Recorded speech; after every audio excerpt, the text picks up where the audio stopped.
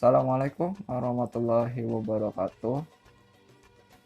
Halo, nama saya Ramayandi dari kelompok 1 urutan kedua ingin mempresentasikan hasil paper saya yang berjudul Kewajiban Proses Belajar Mengajar pada Quran Surah Ali Imran ayat 191. Dan Anda bisa melihat di layar, ini adalah ayat dan terjemahnya tentang kewajiban proses belajar mengajar. Anda bisa membacanya sendiri dan apa artinya. Langsung saja kita next. Dan ini adalah beberapa kosakata atau mufradat yang dapat saya ambil dari ayat tersebut. Anda bisa melihatnya dan jeda video ini. Nah, dan ini tafsirnya. Jadi dalam makalah saya mempunyai 4 poin, yaitu di sini ada 2 dulu. Pertama, tafsir yang pertama yaitu ulul albab adalah orang-orang atau manusia yang baik, maupun laki-laki maupun perempuan, yang selalu mengingat Allah dengan ucapan mereka atau dengan hati mereka dalam kondisi apapun. Jadi ayat ini menjelaskan ciri-ciri seorang ulul albab sebagian untuk apa yang mereka lakukan sebagai ulul albab. Lalu mereka sebagai ulul albab, dia selalu mengucapkan dengan hati, dengan ucapan mereka dalam situasi dan kondisi apapun, maupun dia sambil berdiri atau duduk atau berbaring atau rebahan, mau posisi gimana pun mereka pasti bisa untuk mengingat nama Allah dengan mengucapkan dengan tulus. Contohnya, misalkan seorang orang cacat ketika ingin ke masjid, dia bisa sholat dengan gerakan apa yang dia mampu. Kemudian yang kedua yaitu tafakur atau berpikir. Dari ulul albab akan melahirkan sikap tasyakur.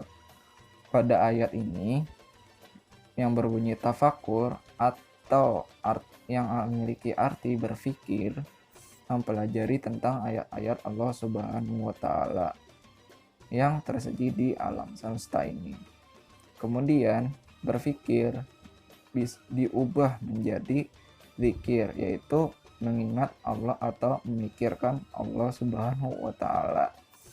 Zikir yang dapat disebut dan menyebutkan nama asma Allah Subhanahu wa Ta'ala dengan baik secara lisan di dalam hati untuk memperoleh keridhaan Allah Subhanahu wa Ta'ala.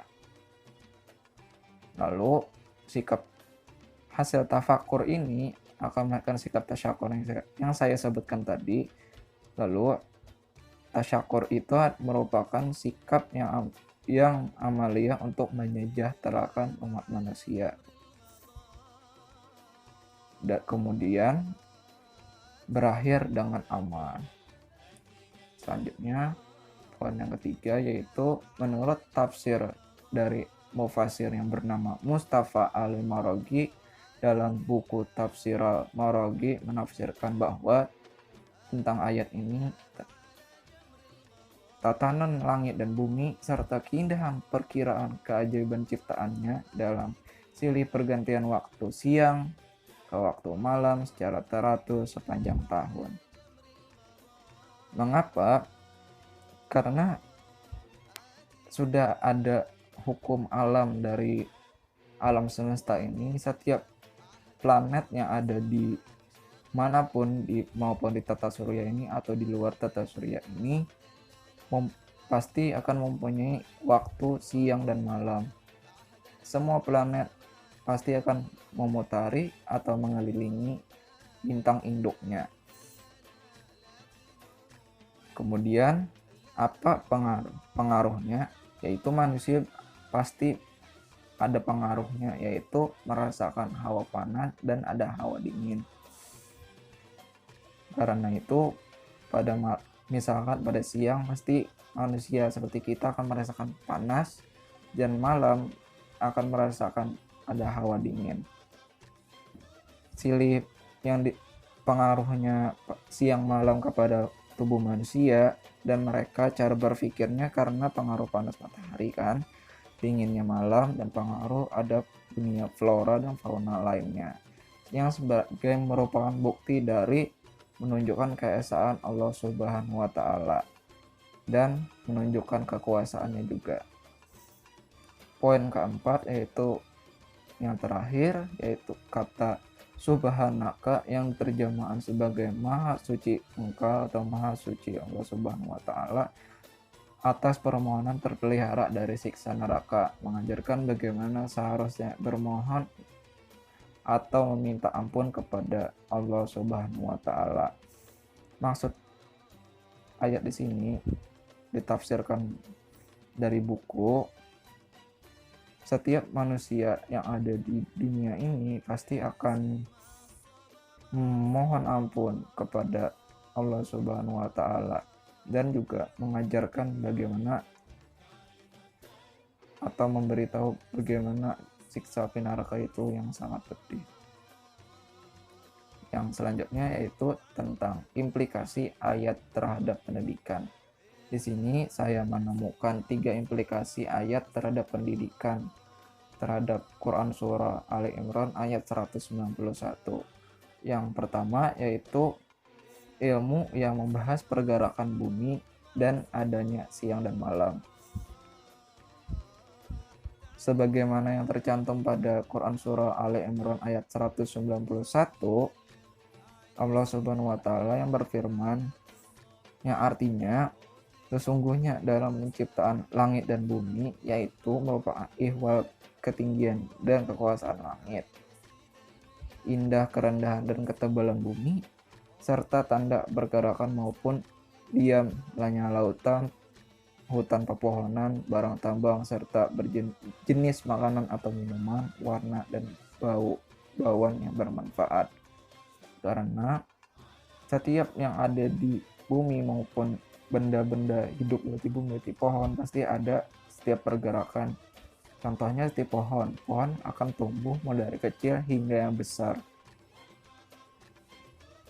Dan juga bumi mempunyai adanya siang dan malam, dan bisa dipelajari siang dan malam tersebut, bagaimana perputaran bumi itu bisa adanya siang dan malam. Yang kedua yaitu peningkatan iman terhadap ilmu pengetahuan yang membahas tentang ilmu geologi, geografi bumi, dan ilmu astronomi. Mengapa pada ayat ini kita mendorong sebagai tujuan utama dari proses pendidikan itu peningkatan iman dan takwa? Karena itu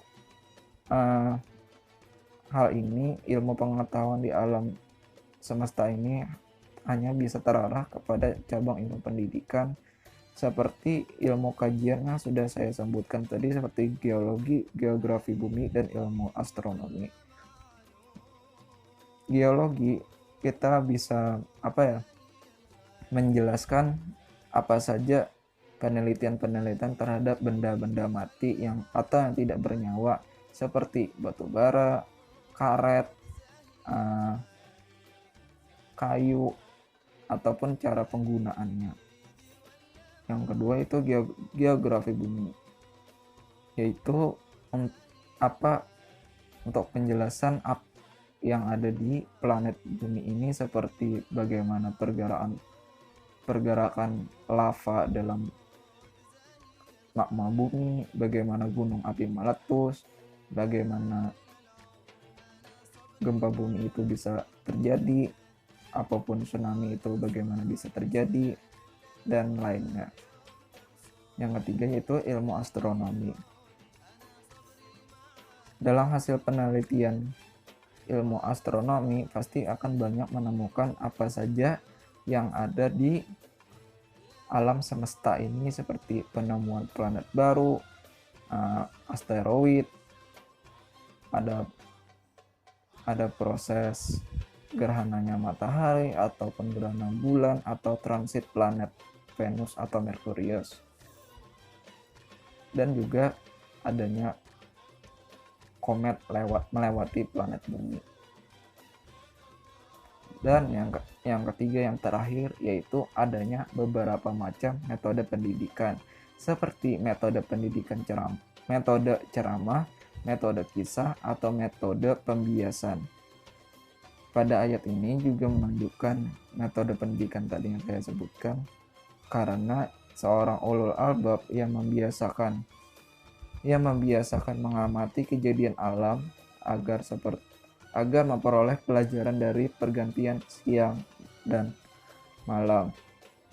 Pada Quran surah ini, berdasarkan pada ayat tersebut, ulul albab menunjukkan ketaatan dirinya kepada seorang guru atau seorang pendidik, meskipun dalam maupun siang sampai pun malam hari, tapi dia tetap mengerjakan perintahnya juga, yaitu beribadah kepada Allah Subhanahu wa Ta'ala. Berdasarkan dari tekstual ayat tersebut, kita bisa mengetahui bahwa metode yang dipakai dalam metode kisah, metode tanya jawab, mengingat awal, dan dari ayat tersebut merupakan berupa pertanyaan. Ya, hanya itu saja yang saya bisa presentasikan atau saya jelaskan tentang hasil paper saya yang berjudul Kewajiban Proses Belajar Mengajar pada Quran Surah Ali Imran ayat 191. Mohon maaf jika saya ada melewatkan sesuatu atau ada yang kurang jelas. Terima kasih. Wassalamualaikum warahmatullahi wabarakatuh.